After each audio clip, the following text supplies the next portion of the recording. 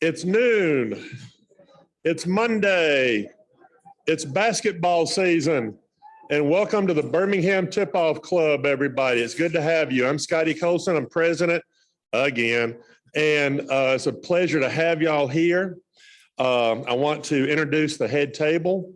Over to the left is one of my oldest friends. Literally, we go back to the first Nixon administration, Solomon Crenshaw Jr. We have Preston Kirk, Jim Conrad, Dick Coffey, the hardest working man in showbiz. Somebody. Kevin Skarbinski, Bucky McMillan, who will be here. April Hooks, who we're going to hear some really cool stuff about, and her coach, Tanya Hunter. So it's a pleasure to have everyone here to this meeting. Happy New Year. It's Martin Luther King Day, so please go out of your way today to at least remember the lessons that we learned from Dr. King. And that one of the biggest lessons we can take from that is that it is in our power to change the world, change our country, change our community. So be part of the power to make change in our community for the better. Looking at our future coming up, we've got some good speakers. Basketball season, basketball season is interesting this year. When on the Saturday before the national championship football game, Nick Saban is at a basketball game. I was very impressed with that. Good show. They didn't get as many groans from Bama fans as I thought it would. We have coming up next week, Bill Delaney, who is an SEC consultant on officials. Bill refereed for many years in the NBA, refereed in the finals. Also, and this is going to be my first question to him when he gets here next week, he was a New Jersey State Trooper. And I've got to ask him, as a huge Bruce Springsteen fan, was the song about you? And if so, a man who spent all those years as a basketball referee and a state trooper, is able to deal with abuse. We have coming up on the 30th, Andy Kennedy. And so this month we've got our local team, Samford and UAB, going to be with us and talking about their seasons and the exciting teams that they've put on the court. I think that's all I have until I welcome to come up and do the invocation my dear friend from West End High School, class of 1976, Solomon Crenshaw Jr. Solomon, the invocation and the pledge, please.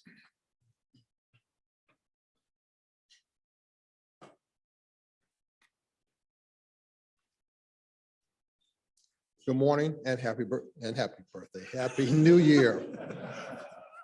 I say that only because we celebrate my mom's birthday on just yesterday. So as not to be taken out of any will that she might put together, I will not say how old she is, but I'm 65, do the math. Let us pray. Dear Lord, Heavenly Father, we thank you for this opportunity to fellowship one with another. We thank you, Lord, for this organization that allows individuals to commune one with another. We thank you, Lord, for the lessons learned by the sport of basketball, the opportunity for individuals to work with one another with a common goal of success. We ask you, Lord, to be with us in all things that we do, to make us, Lord, what you would have us to be. And now, Lord, we ask you to please bless the food that we have received, that it will indeed nourish our bodies. For Christ's sake, we pray. Amen. Stand, salute, pledge.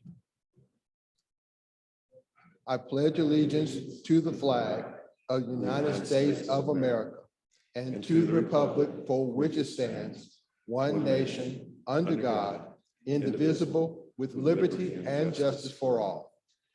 Thank you. Thank you. And I get to introduce a star of print, a star of the internet, a star of screens, and now a star of stage, Kevin Skarbinski.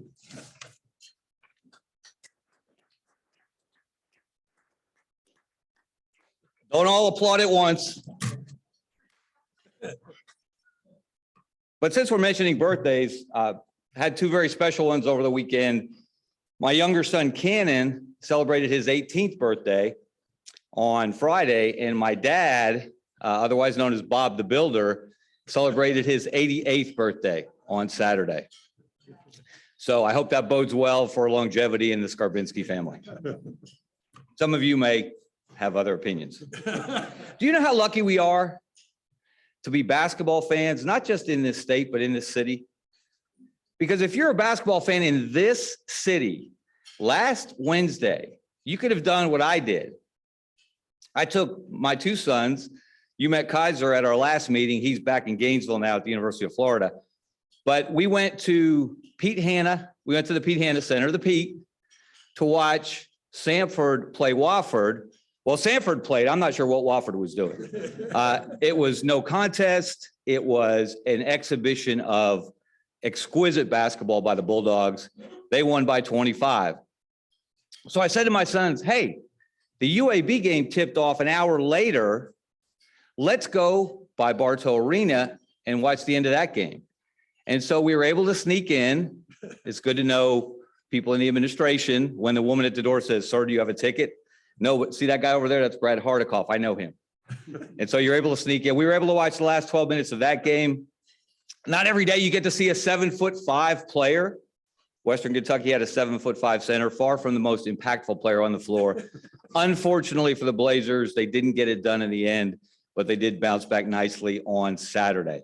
We've got some big stories going on. I just have a couple minutes here. I just want to share a couple things.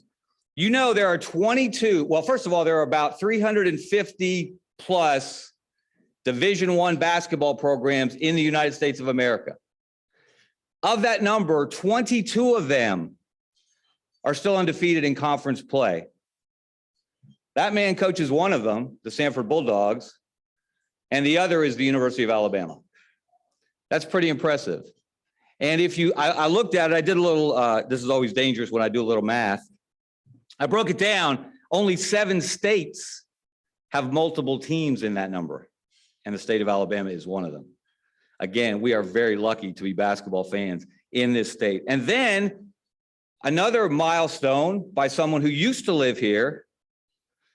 You guys remember when Mike Davis was coaching UAB and his younger son was running around, just kind of getting into things, and little Antoine?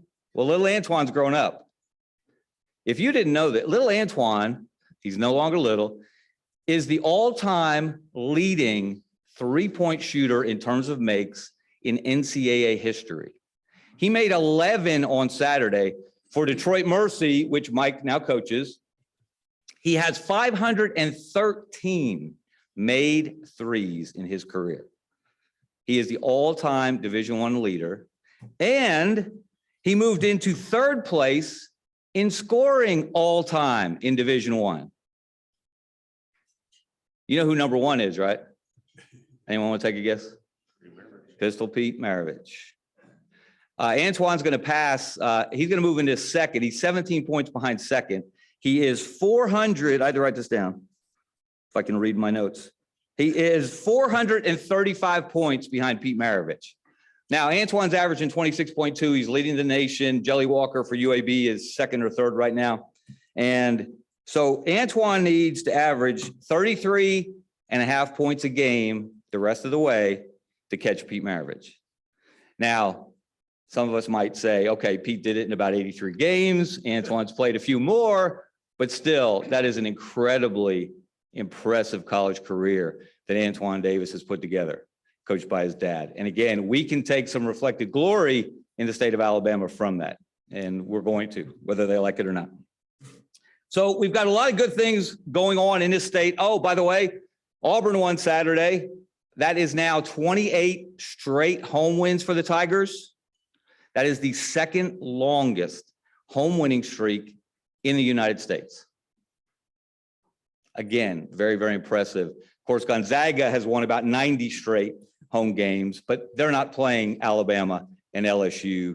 Well, LSU, not counting Saturday's LSU, and Kentucky and Tennessee and teams like that. Auburn is, and they have the 2nd longest home winning streak in America. And I did a little math. So if Auburn can get past Texas A&M on January 25th and Georgia on February 1st, they will have a 30-game home winning streak. And guess who rolls into Auburn? Well, Sorry. What is the name of it now? Who's the big booster? Neville. Sorry, Mr. Neville. There goes my chance of getting any of that money anytime soon. But the Neville Arena, of course, in Auburn now, they will have a 30-game winning streak. And on February 11th, the Alabama Crimson Tide roll into Auburn. The baby elephants walk into the jungle. So you got to hope that Auburn can win those next 2 home games just to set up that scenario. Could be really, really special. But special happens every week in this state in college basketball. You guys know that. Spread the word. We need more people to know it. We need more people to hear it. We need more people to share it. All right, let's look at some of these highlights from the last week. Direct your attention to the big screen. This is our highlight video from Joey Rogers. This weekend, the Birmingham Tip-Off Club college football is over. College hoops now takes center stage for the next few months. Here's the AP Top 25 entering last week's slate of games. Alabama at 4, Auburn at 21, 5 SEC teams cracking the top 25. How about we start with the defending champs, number 2 Kansas hosting Oklahoma. This one was ugly for the Jayhawks until the final 5 minutes of the game. KJ Adams Jr. slams down the dunk. Kansas trails by 8. Less than a minute in the second, Kansas is still down by 1. Kevin McCullough hits the tough layup and draws the foul. Kansas would end the game on an 18-4 run. They win it 79-75. Number 21 Auburn at Ole Miss to start the week. The Tigers down early. Jalen Williams throws down the one-handed slam. Auburn down by 1 at the half, but they go on a tear in the final 20 minutes, up 8 now off the miss. Dylan Caldwell flies in for the putback dunk. Auburn wins it 82-73. Number 4 Alabama with a tough road test at number 15 Arkansas. Second half, Bama up 7. Mark Sears rises and gets the 3 to fall. Sears led all scorers with 26 points, tied up 10. They beat the number 15 team by 15, 84-69. Let's take a break from college hoops and head to the G League. Squadron hosting the Salt Lake City Stars Saturday night. Darian Sebron with a nice score in traffic. He had 20, but Beham would fall 110-108. Back to college in your beatdown of the week. Number 4 Alabama hosting LSU Saturday. First half, Bama up 6. Off the offensive rebound, Brandon Miller drills a 3. Alabama leads by 9. First half still, Crimson Tide up 12. Miller stays hot. He drills another 3 on the catch and shoot. Miller had 22 at the half, so did LSU. Final seconds of the first half, Jaden Bradley throws up a half-court shot, banks it in and beats the buzzer. Crimson Tide go on to defeat the Tigers by 40, 106-66. How about your Auburn Tigers again, hosting Mississippi State Saturday night? Final seconds of the half, Auburn up 5. Alan Flanagan sidesteps and drills the 3-pointer with a hand in his face. The Auburn fans can't believe it. They're up 8. Under 10 minutes left to play. Auburn holding a 5-point lead. Alan Flanagan again, going coast to coast with the slam. The 21st ranked Tigers finished the week 2-0, beating the Bulldogs 69-63. UAB trying to snap a 3-game losing streak Saturday on the road against Louisiana Tech, and they would do just that.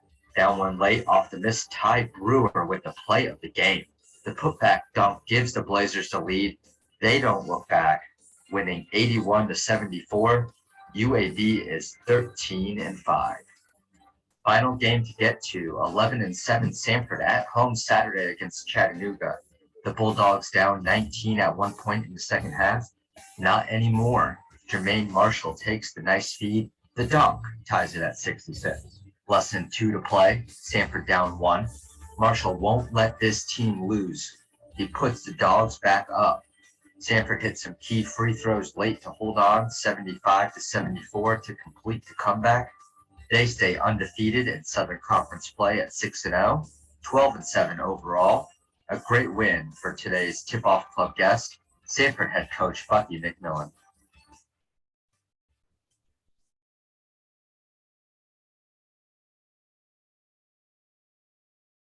This weekend, the Birmingham Tip-Off Club college President legend Jim Conrad.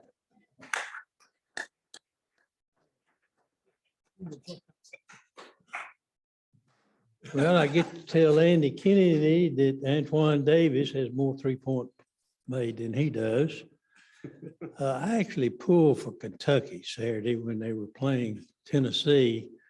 So now I can call my Kentucky friends, the fans, obnoxious Kentucky fans, as I have in the past. When they were losing, they weren't too obnoxious, but they're now obnoxious. I want to inform you sometimes of things I don't think you know. For instance, last week, the NCAA convention was held in San Antonio. Did anybody hear anything about what happened? They were there 4 days. I searched it out, see if anything happened to basketball, and they're considering adding 4 more teams to the tournament. That will bring them to 72.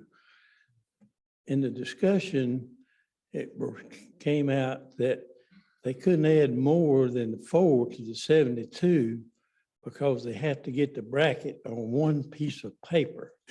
You know, the bracket now has 16, 4 regions come down to 2, and then at the top, they've got the 8 Dayton teams. Well, they can add 2 over here and 2 over here and still keep it on one piece of paper. So I was glad to know that somebody on the committee has got some sense. All right, I'm gonna go to our picks this week. Pretty good. And our loser in the brick, third from bottom, William Galloway, keeping his record intact. Jennifer Wilkinson, the winner with 46%, the only one that got below 50 is Jim Willingham. Is Jim here? There he is. Jim, come on up and get your brick.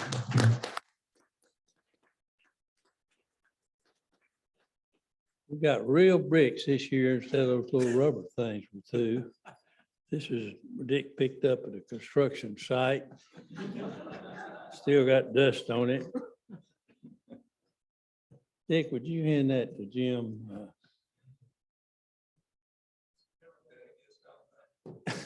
He bet against Alabama. Congratulations, Jim. Now, our winner, and Bucky, before you leave, I'm gonna need you to autograph this. Got the pen up here, so before you go, our winner gets the ball, and he's here. Anyway, third from top, Drew Dutton, 80%, Jimmy Weigel, 86, but the winner, I think he only missed one, Drew Ferguson, 93%. Drew.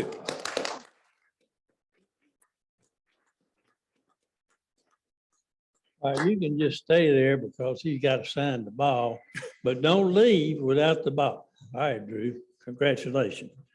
Thank you. See you next week.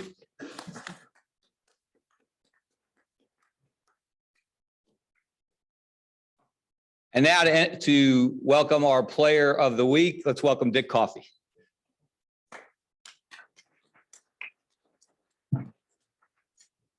Not much more applause than Jim gets there.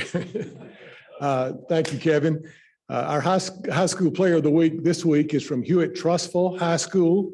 And before we get to her, I'm going to introduce her coach. I'd like for you to meet Tanya Hunter. She, we all know the state finals are 6 weeks away, and Coach Hunter is not a stranger to the state finals. In fact, in 1994, was it, that you were the MVP in the 5A girls tournament for Eufaula, the state champions. So she knows her way around the arena. She's been back since. She was at Shades Valley 9 years, I think, and won a state title at Shades Valley. She's been at, and also while she was at Shades Valley, this is interesting, she coached Morgan William, who went on to play at Mississippi State. And many of you will remember that she hit the shot heard around the world in the Final Four that broke Connecticut's 111 game winning streak. And so this was her high school coach right over here. After Shades Valley, or since Shades Valley, she's been at Hewitt-Trussville for about 9 years, has made it to the finals at Legacy Arena twice, been the runner-up twice. Good chance we might see them back there again this year. They're number 4 in the state right now.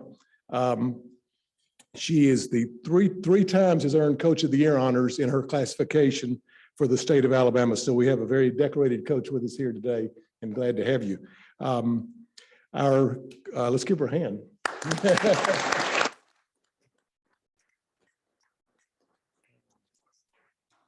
Our player of the week, also obviously from Hewitt-Trussville, is April Hooks. And I'd like to introduce her parents back in the back, Angela and Wyatt Hooks, if you'd wave. Good to have you with us today. April is a 5'8" shooting guard at Hewitt-Trussville. She's been on the varsity since the 8th grade, which is a pretty big deal at a big school like that. She has also played in 2 state championship games. I mentioned that they're number 4, so very likely we could see them down the street at Legacy Arena here in a few weeks. April played in the North-South All-Star game past summer for the elite players in Alabama. She recently reached the 1,000 point mark at Hewitt-Trussville just about a month ago, and 2 months ago signed a scholarship with Alabama State University. So congratulations to April. She's a well-rounded young woman. She's got a GPA of 3.56. She's on the leadership team at Hewitt-Trussville High School. Congratulations to our player of the week, April Hooks. April.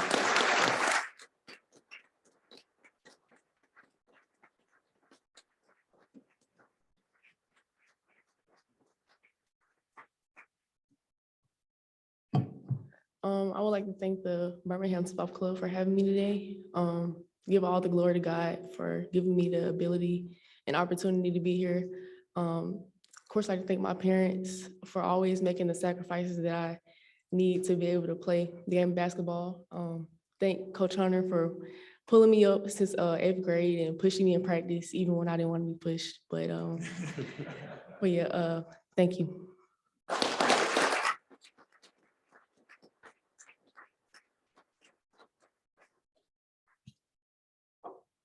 Let's have another round of applause for April. Congratulations, April. And is it me, or are coaches getting younger, or are we getting older? Maybe both. You know, we have a great opportunity coming up, as Dick mentioned. Obviously, the state high school basketball championships will be here before you know it at Legacy Arena, the new Legacy Arena. But beyond that, we will also welcome back the NCAA basketball tournament for the first time since 2008.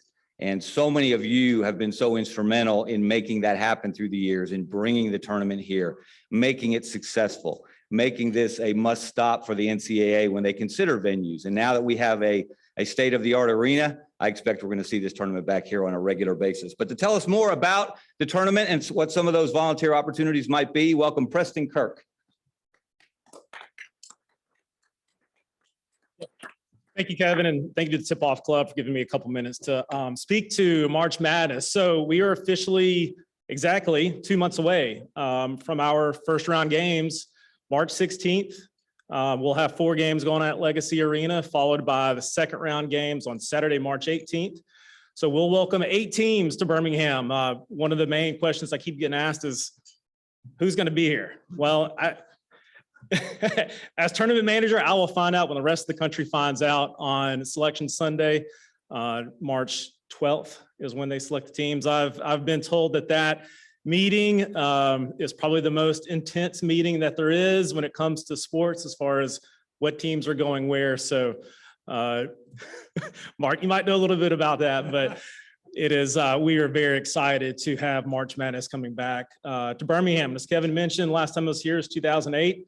Have a lot of people come up and talk to me about the last time it was here and seeing those teams that were at Legacy Arena. So if you haven't been to Legacy Arena, it's unbelievable.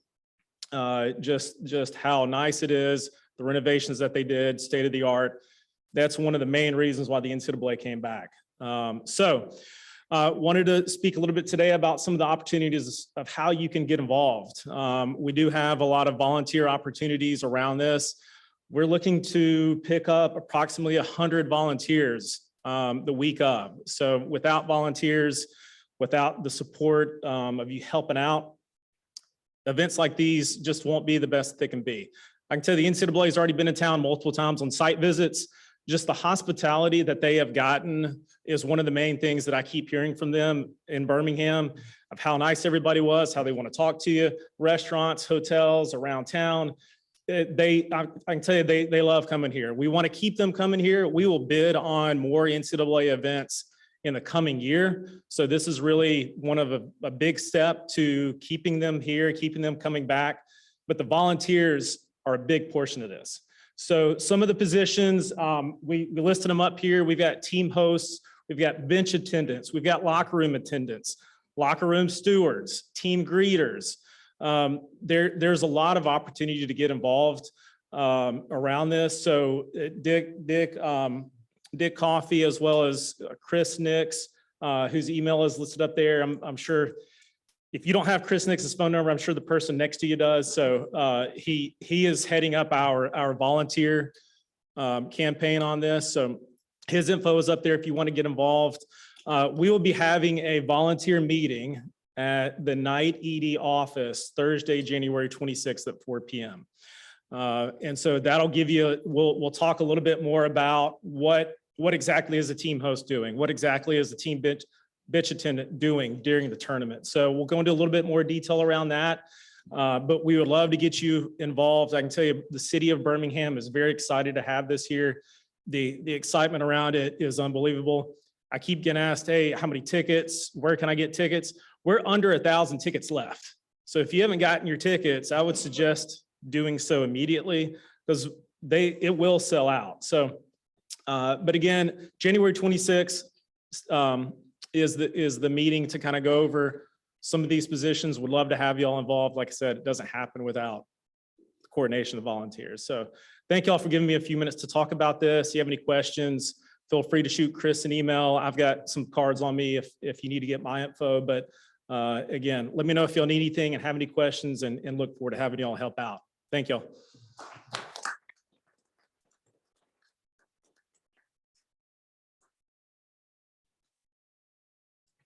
Thank you, Preston. Is it a coincidence that, as I mentioned, 2 of the remaining 22 teams that are undefeated in conference play have athletic directors who happen to be on the NCAA Division I men's basketball committee? Martin, is there any coincidence to that? And I'm sure Greg Byrne would join you in that, right, Bucky? When we get the 3 seed, that's not going to be a coincidence. We, of course, would love to see. I know, Preston, you guys have no control over that. Martin does. Martin, we're not asking for much. We just want to see Alabama and Samford playing at Legacy Arena in the NCAA tournament. And if you could throw Auburn in there and UAB as well, we promise we'll fill it every single day. I made notes about our speaker. I don't know why. Don't really need them. He is well known to all of you. He has been a part of the basketball community in Birmingham, a big part of the basketball community in Birmingham for a long time. And I don't think any of us are the least bit surprised at the success that Samford basketball is enjoying under Bucky McMillan. Last week alone was a revelation to people who don't know Samford and Martin and what that school stands for, and who don't know Bucky and what he and his staff stand for. To beat Wofford by 25 and make 16 threes. Did I remember? Did I get that? That's right. 16 threes. My sons and I were marveling at that again, sitting there watching that game, and to see the student section. Again, to see the student section at Samford University swag surfing is pretty special on a game night. And then I wish I could have been there Saturday, but then to fall behind Chattanooga by 19 and come back and win, that doesn't happen without those fans. That doesn't happen without those students. That doesn't happen without Bucky McMillan and his staff. I could talk about him all day. He's a friend. He's a credit to this community in every way, on and off the basketball floor. Please welcome Bucky McMillan.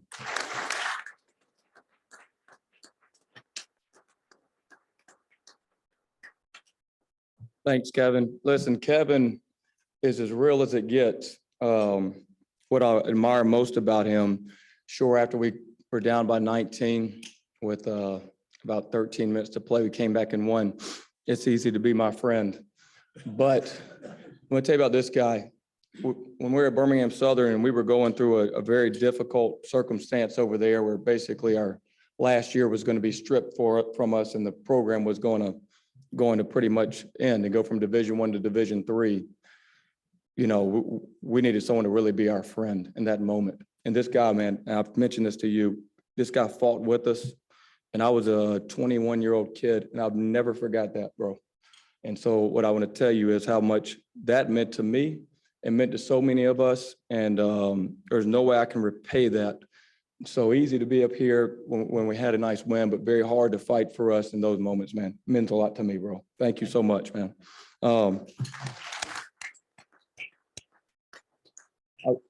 Willie G right here, William Galloway. I've known this guy since he was 6, 7 years old right here.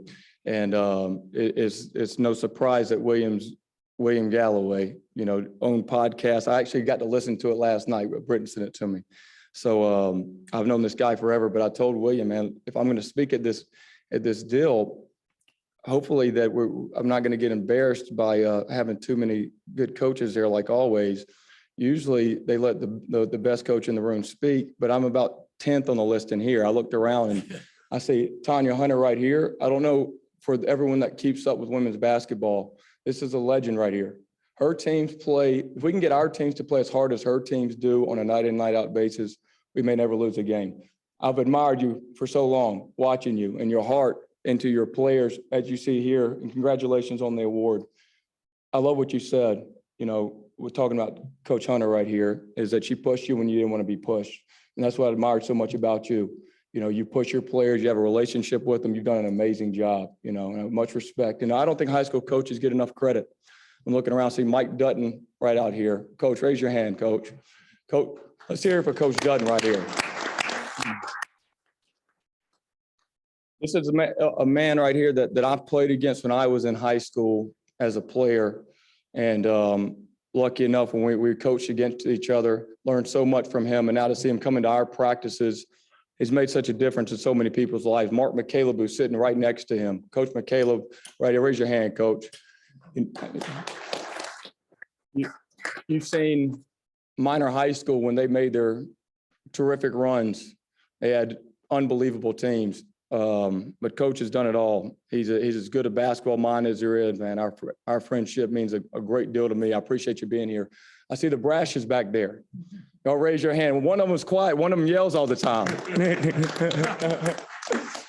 And I always joke about who the best coach in the family is. So I say this, when you're looking at coaches to model, particularly on the female side of it, that's two great ones right there. Both of y'all are legends, and I appreciate y'all being here. I want to thank the Tip-Off Club for what y'all do to promote the game that I love and that we all love. And sometimes it's hard in the state of Alabama to get people around basketball, but I just admire everyone in here for fighting the fight, you know, and fighting the fight. Now you look up and maybe some of the stuff that's happening in the state of basketball, maybe with us and with Auburn, with Alabama, with UAB, and I could go on with high school basketball getting better and better.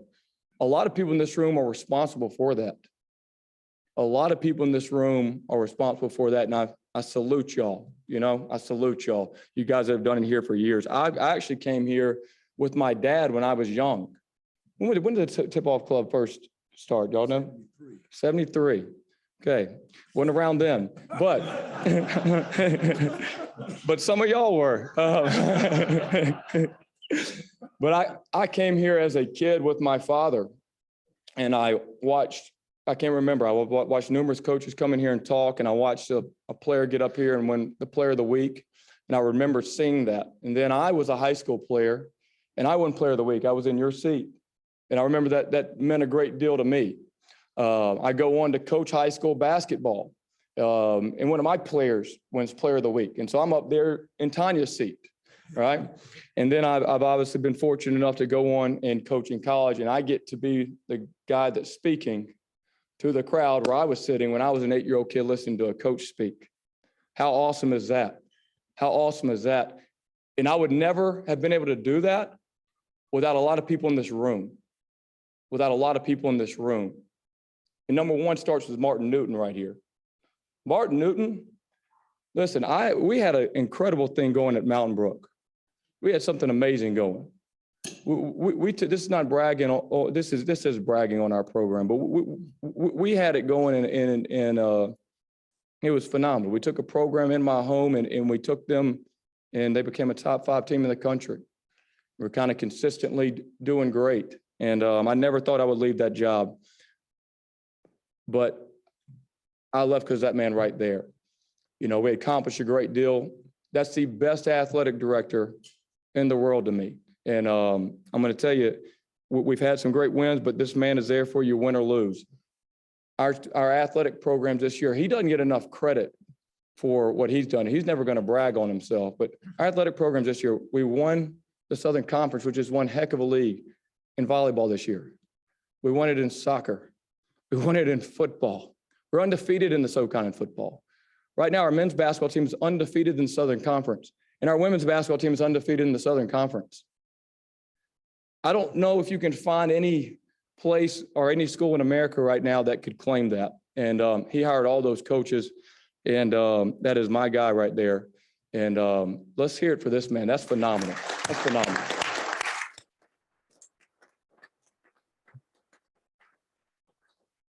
Who do you know that has won in all those sports? And it's just the fall. We haven't even got to the spring, you know. But I got after, you know, I was hired to Samford.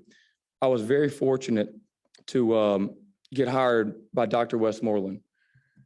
But then Dr. Beck Taylor came in here, right here, front row, and this is our president right here. And I can't tell you, you hear the stories, and it's the line people have to say that you can only be as good as your administration.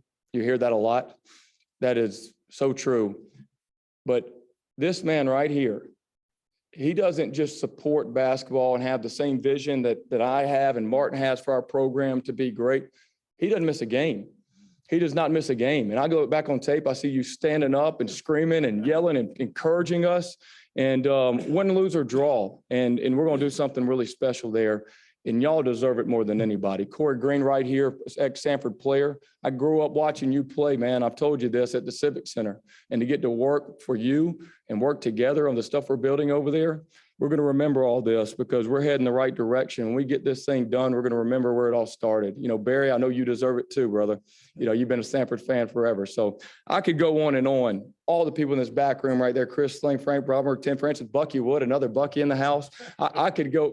Susan Logan right here. Raise your hand. This girl right here is responsible for about all of our players at Mountain Brook High School being eligible. How long were you in education for, Susan? Trenton Watt, for those of you, about half his pay cut from the Trailblazers. I'll say that. Phenomenal people in this room, but I could go on and on. I just want to thank y'all and tell you how great of memories that I have from this room right here. As I mentioned, I grew up, I love basketball. Like, I loved it. I wasn't very athletic. Corey, I didn't have your athleticism, man. I had to work twice as hard as you. If you worked as hard as me, man, I tell you what, bro, you'd be Michael Jordan status. And that's not saying Corey didn't work hard. I say that as a kind of as a disrespect to me. I worked that hard, I only got to be this good. And but I worked really hard. I loved the game of basketball. And I decided at a very young age that I wanted to be a college basketball player. I knew that. And back then I grew up in Mountain Brook, and that wasn't the thing to do. Basketball is just something you did in between, you know, football and maybe hunting. I don't know what it was. But I spent my life dedicated to this game. I mean, I have 4 or 5 hours a day nonstop to be halfway decent. I went through I had a good high school career, played with some great teammates, very fortunate enough to have the opportunity to play for who I consider one of the greatest coaches to coach in our game, and that's Dwayne Rebold.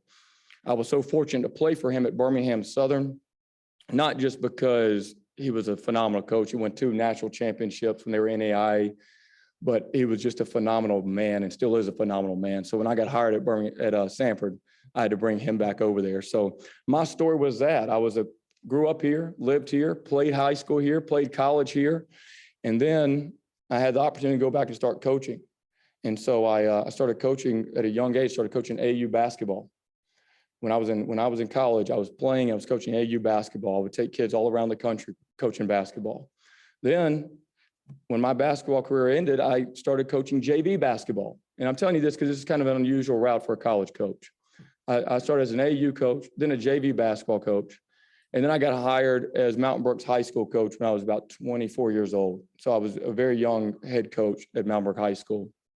And I'm so proud of taking that path before I got to college. I'm so proud of that because I know and I respect these high school coaches so much.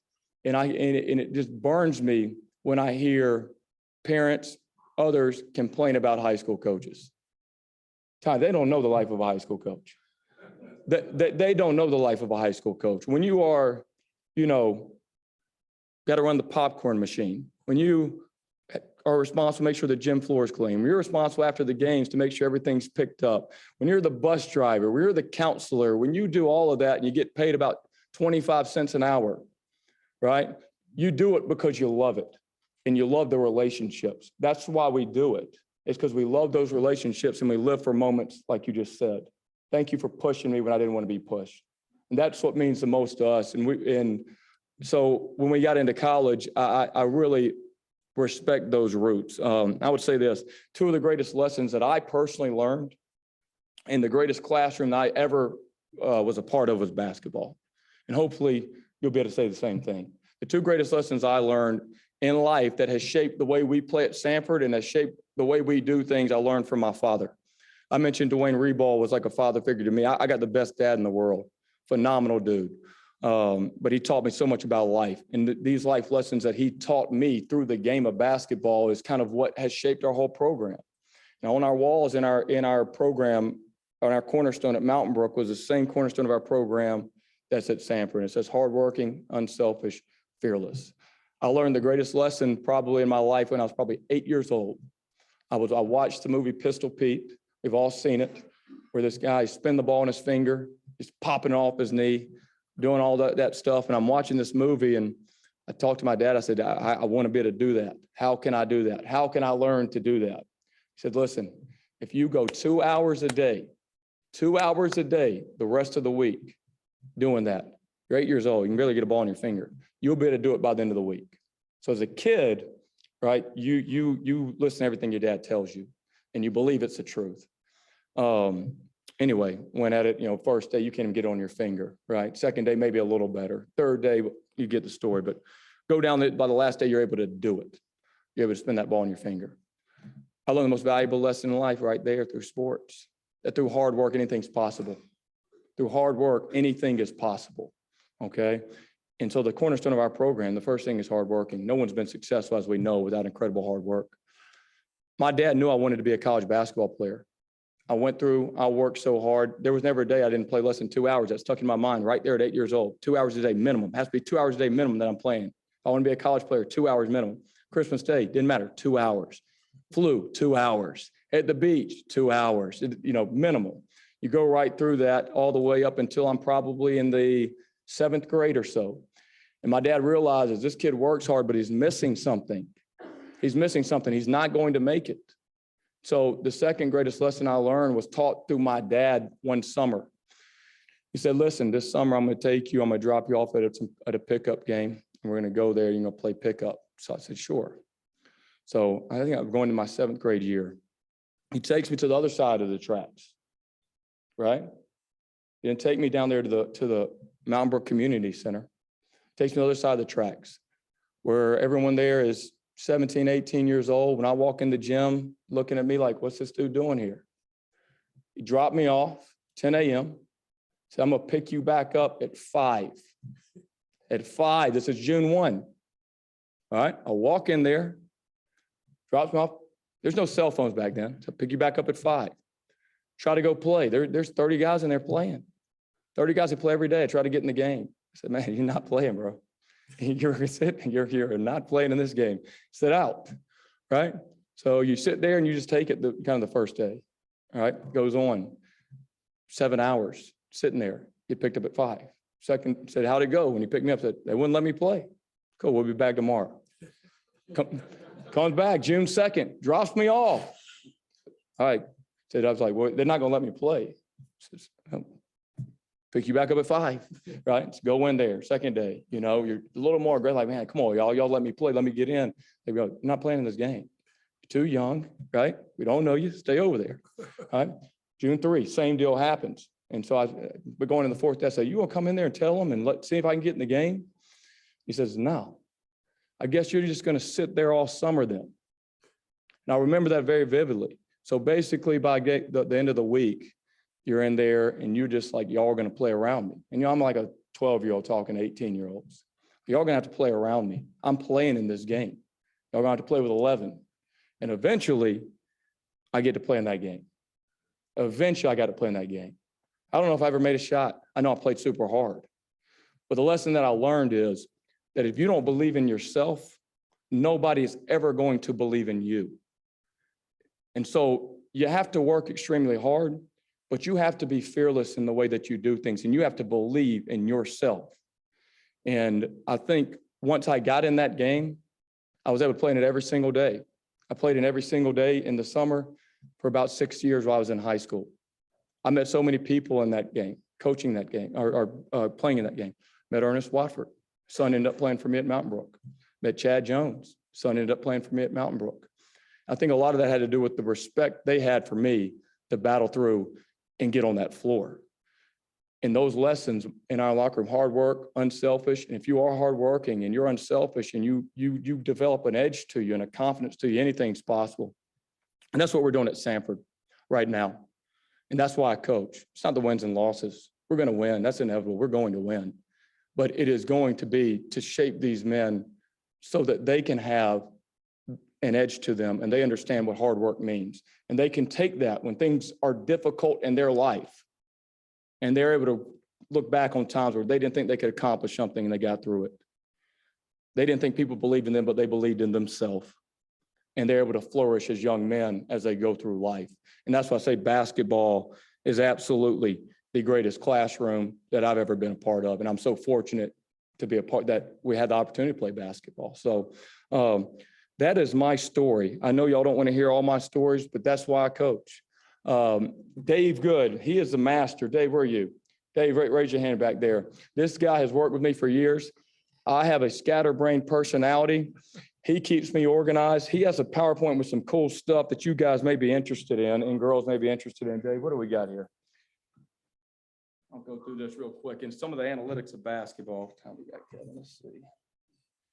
Good, on time here. You're worse than me. Good. Got about 10 minutes. Okay, cool. Dr. Taylor right here. He gets hired right here. And this is phenomenal from your president. And I mentioned this with Dr. Taylor. And Dr. Taylor, this is what we show our recruits. And we've done a great job recruiting and we've recruited a lot of players that are good players, but they fit our university. But this is the first thing we show them. And it's so important. And as I mentioned, when we get this done, man, you've been a big part, more than you even know. And but this is the first thing we show them. When your president says this and he's living it with you, great things are going to happen. I mentioned to you about Martin Newton, and we're joking about the NCAA committee. We were joking about getting in that tournament. I'm talking to Martin already. When we get in that tournament, we're going to be a 2 or 3 seed. Y'all better look out now. But Martin's been around. Obviously, pedigree's phenomenal. Dad's probably the best coach to ever have coached in this state. And so, but I could go on. Y'all mentioned that about Martin. This was, y'all know me. I've gone through that. I want to get more to our staff here and other things. So Dwayne Reball, I hired. That was the guy who coached me in college. Coach is not here today. He's struggling. His mother's been sick, but he was one of the best. He spoke at this before. Obviously, he's one of the best coaches to ever have coached this game here in the state. Mitch Cole was another person that was an assistant at Birmingham Southern that I was fortunate to play for as well. So when I got hired, I wanted to bring both those guys back right across town. Danny Young was at Montevallo. Played in a coach in a national championship. He's over there with us. He's been great for us. Neb Xantis, who can't be here, has done a phenomenal job for us. Here's what I want to talk about. I'll go through this. We're in the first place of the Southern Conference, which is a big deal. Our league is an awesome basketball league. We've had a great season in my mind. We started off 6-1. We had our preseason player of the year pick get injured in that 7th game. And we had another starter that started every game for us last year. All both get injured within 24 hours of each other and couldn't play. We lost our next 6. 5 were on the road. Weren't playing great for legitimate reasons. We hadn't figured it out yet. How we're going to play without our preseason player of the year. Well, we came back, we stayed focused, we came back in league play, and we played really, really good considering the guys who have been out. We have played really well. Fortunately, we're going to be getting that preseason player of the year back here in about a week. Now it's going to be gelling him back in. I think the potential of our team is really high. The best start in school history at Samford in the SoCon was 2 wins, 2-0. So we're trying to tread this thing and we want to take this all the way to 18-0 is what we'd like to do in this league. But first place, we beat UNC Greensboro. We beat Chat the other day in a phenomenal game. We beat Wofford. We beat Citadel. We beat Mercer. We beat VMI. So we got some other ones coming up. I want to show this. I don't mean for the coach to be up there. We tried to take this off, but I just want to show the progression of our program so you know where we're heading, what we're doing. So 2019-20, that was before we were there. All right, there was 353 Division I basketball teams. Samford at the time, we were ranked 322 or 353. Didn't have a great season that year. We got there in the middle of COVID. All right, our first year, we weren't very good. We battled. We were our rating ended up being the 259th of 347 in the country. The following year, which was last year, had a great year. We finished 195th out of 358. Okay, last season we had a phenomenal season. Okay. We were picked this year to be, when they did the projected nets, 108. During those losses, I think we dropped to I think we're like 135 now, but we will be trending back up as we're getting healthier. Point I want to show you is it's not going to happen overnight. This is the first thing Martin Newton told me. It will not happen overnight. But going from 322 to the top 130, that's the biggest turnaround in college basketball. That is the biggest jump in college basketball. No one has jumped nearly 200 spots. The great part is a lot of people get to this spot. You see some good names on there that you're in there with: Murray State, Chat, Belmont, ETSU. And this is some things you also got to look at. Look who else is on there. At 113, Georgia, ahead of Georgia. You can look at South Carolina, 132. You can look at these teams, very good teams. I think sometimes we equate football to basketball. But our deal is this: where are we going next, right? How are we going to close this season? How can we win this league? And then instead of being content being in this range, Butler, 106, they were playing 2 national championships. How are we going to take the next jump to get to the top 80, and then the top 60, and then the top 40? And that's what Gonzaga did. They were right where we were. The difference with them, as opposed to one of these other schools on the list, they just kept going and reinvesting and kept going. And that's our plan to do that. We had a great season last year, as I mentioned. I could go through this. I won't bore y'all with it. Came in 3rd in the league, 20-win season. Y'all can read. Great season. We one of the cool things we are doing, as Kevin mentioned, is we're packing out. We're changing the culture. We want our games to be exciting, and we want it to be something our whole campus and students can rally around. One thing that I do like is our players and our fans are in it together, and that tells me we're recruiting the right kind of people. They don't look at these. Our players look at these students. Our students look at these players as classmates. You don't see this at universities where you see players and students arm in arm like this. And that's what's phenomenal about Samford. Dr. Taylor, what's our average class size? 19?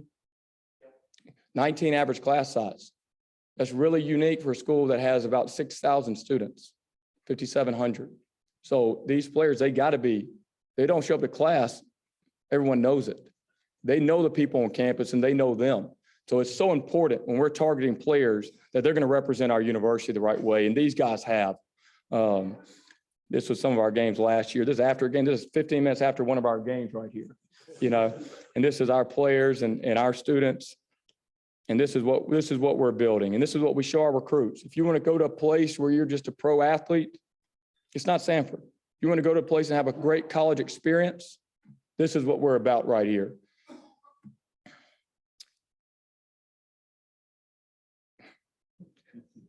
I do too. Southern Conference right here. Most people don't know this. The SoCon, great basketball league, okay? A lot of people don't know this league that Steph Curry played in. Lots of pros played in this league. Jason Williams played in this league when he was at Marshall. The past 2 years, it was a top 10 basketball league. One year it finished 9th. Next year it finished 11th. So you kind of look at the leagues on there. It's ahead of Conference USA. 1 year in 2020-21, the ACC, which had a national championship winner, finished 8th. We finished 9th. So a lot of people don't know the basketball that's being played over there. It's just phenomenal. Now, I know we're limited on time. People want me to talk about this a lot and may open up to questions. Our style of play, we want to be the fastest playing team in college basketball. We like to get up and down, allows you to play more players, particularly in non-conference. You know, Martin, we've talked a lot about it. What matters the most is our conference. So in non-conference, we want to make sure we can play a style that we can get up and down, play a lot of players, and it helps us recruit. A lot of people say that 2 years ago, we're number one in pace of play. Last year, 42nd. We want to always been that top 40 for recruiting's sake. Here's what people, whenever I talk, they say, man, I don't care anything about who you think sometimes. I don't care anything about all this. I want to hear the analytics part of basketball because it's so, you hear it so much often these days. All right, spacing and stretching the floor here, okay? You hear this a lot. Free throws, layups, threes. Everybody heard that now? Raise your hand. Everybody wants free throws, layups, and threes. And then 10 years ago was met with massive resistance from kind of the old school generation because they were like, we like mid-range, right? The mid-range game's a lost art, right? So here's why the game has gone to this, for those that want to know. They did a study on college basketball since the inception of the three-point line. They found out that teams were making free throws about 70% of the time, okay? They found out that good teams would score about a point of possession. 1 point of possession was good. 1.1 was great. If you're scoring 1 point of possession, it was really good. If you scored 1.1, great. They found out that teams making 70% of their free throws were scoring 0.7 times 2, 1.4 points per possession or points per shot. Okay, so the best thing you could do if you want to go score the most points in the basketball game, go get fouled every time. We beat Chattanooga on Saturday because we got to the free throw line over and over and over. They were a better offensive team than us. They have more skill. I'll be the first to tell you. Right now, we're not the most skilled group. We're rugged at times, but we're not there to win an Oscar. We got to find ways to win basketball games. And we were able to get the free throw line, and that's why we won the game. Layups, shots right in the charge circle. Teams make those 60% of the time. 0.6 times 2, 1.2 points per possession. 1 good, 1.1 great, 1.2 really good, 1.4 phenomenal. They start tracking threes. Teams making those 35% of the time on average. 35% times 3, 0.35 times 3, 1.05 is between good and great. Okay, now here's the thing for guys over 50. Here's the thing, they started tracking the mid-range and they said, what were teams making mid-range? The same rate they were threes. Every shot that won a free throw, layup, or three, they're making those at 35% a clip. But you only get 2 points for it. 0.35 times 2, 0.7. It's horrible. It's horrible. To make the mid-range make sense, you have to make 50% or higher on those. We actually have the player that's leading college basketball when he gets back healthy in mid-range makes. That's Quez Glover. He defies every math, all math on this one, and he can do it. But that's why the game has gone to free throws, layups, and threes. This is something that we were on at Mountain Brook years ago. If you're not adhering to this right now, you're very hard-headed. It's going to be very hard to win because math, you just can't defy the math of it. Point paint touches, they found out that teams are getting the ball in the paint off the dribble, off the pass, off the catch. We're scoring more points a possession. So this is basically saying the more paint touches you get, the better. The faster you can play, the better. 1.49 points per possession, that's as good as you can get. That means you're racing in transition, you're able to space the floor, and you're able to get to the paint. We played Chattanooga on Saturday. They're not the greatest slashing team in the world, but they're a phenomenal shooting team. They lead the country in three-pointer shot per game. They're difficult to play against because they shoot so well. You have to hug, and now they can lay up and lay up and lay up. It's a hard deal. Here's our game versus chat. This was us offensively. We get reports on this after every game. We scored 1.14 points of possession. The national average right now, offense has gotten so good, is 1.03. So I won't break down all these numbers, but essentially we got to the free throw line. That number green, the free throw attempt rate was extremely high in this game. Okay, if you look at this right here, you have a rim shot percentage, right? Rim shots, that's the percentage of the shots you take at the rim. That's the percentage of three-point shots you take. That's the percentage of two-point jumpers that aren't in the charge circle. A good rule is you want to be 40, 40, 20. 40% threes, 40% at the rim, right? 2% pull-up shots, okay? If you can get your 2-point shots lower, that's even better. That was good there. We're at 16%, 52% from threes. Chattanooga, right here, where this is where our shots came from. Chattanooga, they scored 1.12 points per possession. We didn't guard them well at all the first half, at all.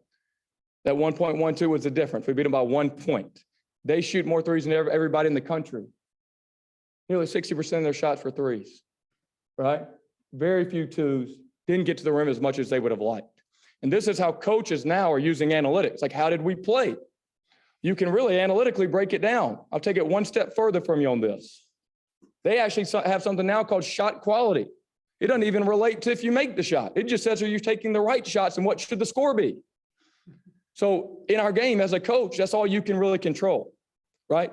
We played DePaul this year and we lost at DePaul in overtime. We lost at Central Florida in overtime without a lot of our key guys. We played great. They made 18 threes on us in the game. We played great. Shot quality had us winning that game by like 11. We ended up losing. We can walk away as coach and be like, all right, we did pretty good. And this game versus Chat is a great game, right? They're showing the shot quality here. We should have won this game 77-73 is about what it should have shook out to. So this is the analytics that you use. Sometimes you can be on the other side of that. We should have lost and we won, right? We don't tell you all about that because that's great coaching either way, right? So, but that's kind of what we're about. Here's our upcoming games. I could talk analytics for 2 hours. That's why I'm not going to do it. Here are our upcoming games. We would love to have y'all show up and support. We're going to ETSU this Wednesday. Then we come back home and we play a big game versus Western Carolina this Saturday. February 4th, we play East Tennessee State at home. February 11th versus Citadel, and February 15th. These are all home games. We have, I believe, 5 more home games, and we want to pack it out. And so we would love to have you come support, to see basketball that's in a great league, to see a good team trying to win the league, to see a fun style of basketball. And I think we'll be healthy by then. And when we're healthy, we're going to be pretty dang good, guys. We're going to be pretty good. So I'd love to have y'all come out. I know I was a little long there. Any questions? Who do you think is going to be the biggest challenger in the league? Is it UNCG or Chattanooga? You know, a lot of people thought Furman. Furman is a tough matchup. We are underskilled. I'll be the first to say that. Our team is a little underskilled. We're a little rugged. We make up for it by playing really hard, and we know what we are, right? We have a guy on our team named Jermaine Marshall. Jermaine Marshall is never going to look the best dribbling through cones, but Jermaine Marshall plays harder than every player in college basketball. He plays harder than every player in college basketball. He's from here. And so our tougher matchups are teams that can really space us out and really, really shoot it well, because we're a little slow. We're not as quick as we'd like to be. But UNCG, in my opinion, so Furman is a tough matchup, but UNCG is a very tough team. They are just tough. They went to Furman and they won the other day. And I think they're the best defensive team in the league. They remind me of like a Texas Tech, you know? So my money's always on great defensive teams when it matters, you know? So they'll be tough. What kind of movement has been in and out of the SoCon last 3 to 5 years? Do you see any movement in the next 3 years? This guy can tell it to you all right here. Well, one thing I can promise you is I'm glad Davidson and Steph Curry aren't in this league anymore. So go ahead, Coach.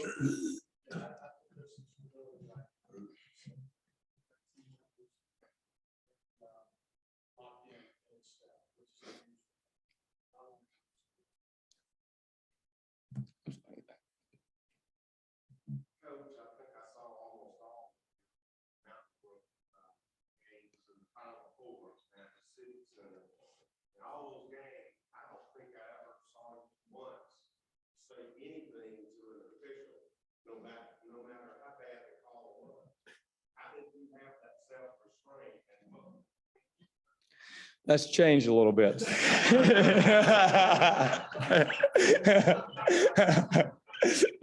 No, you know, it's funny you said that. I really am not a guy that likes to say anything to the officials. I really don't. Coach Reball was the other way. He loves saying stuff to officials. And he has convinced me here the past 4 or 5 games when we start league play that I'm going to have to amp it up sometimes. He's told me that. And to be real, so I will, early in the game, I'll try to send a message early right now. It's all, just to be real with everyone's room, it's a complete act. Like, it's true, I'm frustrated at some of the calls, but there is something to these officials that they got to know that you fit, that you're there, that we're not going to be pushed over. Samford has been so good in all sports, but joining the Southern Conference of basketball has been a difficult deal. The resources in the SoCon are very good at the top of the league. Without this guy right here, I don't know if Samford would have much of a chance in the league, right? So I think there has been a perception that Samford's content finishing towards the bottom of the league. And we got to make sure that everyone knows, no, we're not content to do anything but win this league. And so that's the one thing that has been a little bit different. But to answer your question, I think long-term, if you don't say much to them, when you do say something, they hear it. That's been my philosophy on it, so. What was the strategy?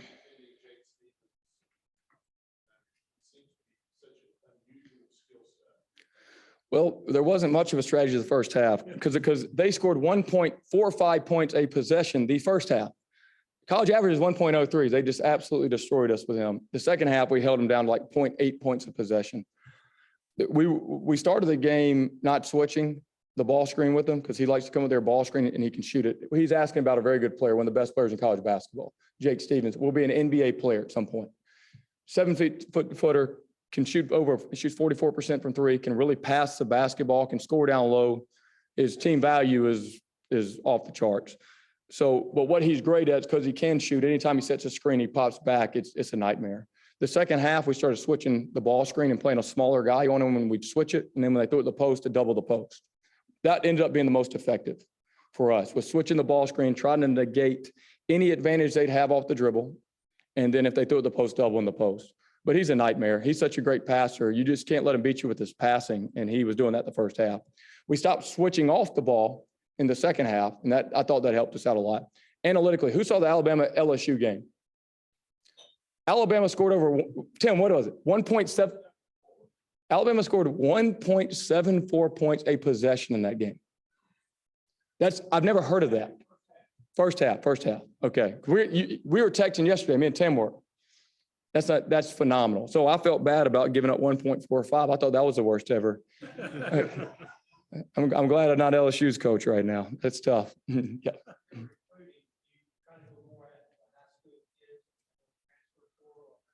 Yeah. We signed a really good high school player that's coming in right now, and that's Lucas Walls. So we got one more scholarship with the portal. You could end up with 6 scholarships. One thing that I'm proud of is we didn't lose any players last year. We lost one player, but that did make it all the way through the season. But every other player we retained, and that tells us that we're doing something right. They like to be there.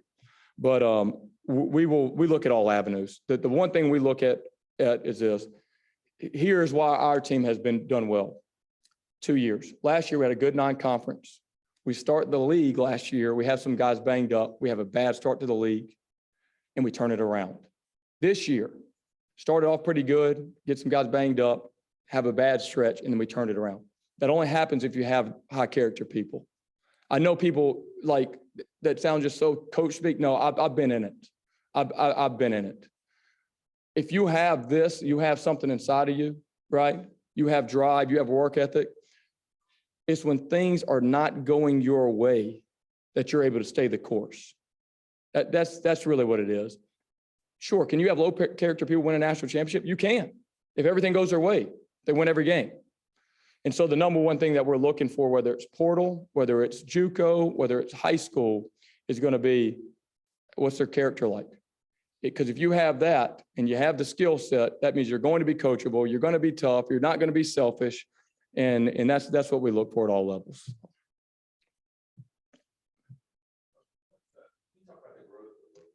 Yeah. I do Logan Dye. So the good part, I'm from Alabama. He's the only player that was here before I got here. And but I knew him for a long time. He was coming to my fall league since he was in the 8th grade.